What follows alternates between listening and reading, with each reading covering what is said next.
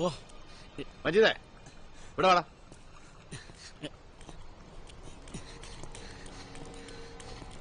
എന്റെ ചായ.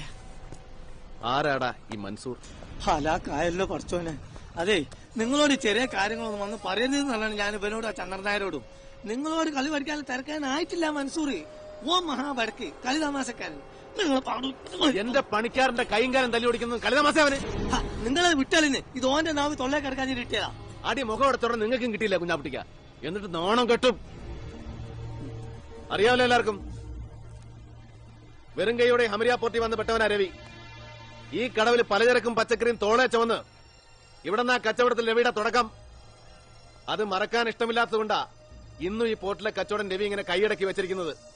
നിങ്ങളിൽ ആർക്ക് വേണമെങ്കിലും ഞാനത് വിട്ടുതരാം. വെറുതെ നിങ്ങളിൽ ആർക്ക് വേണമെങ്കിലും കച്ചവടത്തിൽ എന്നോട് പങ്കുചേരാം, മത്സരിക്കാം.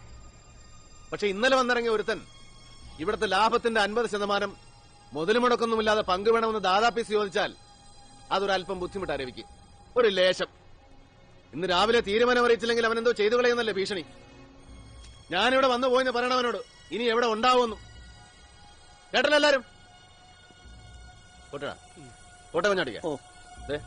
ഓർമ്മ വേണം എന്റെ കാര്യം. ശരി, പെട്ടേക്ക്.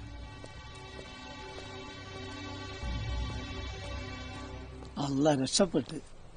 കുഞ്ഞാപ്പിട്ടിക്കാ, ഓം പറഞ്ഞുണ്ട് മജീദിനെ തച്ച മൻസൂർ.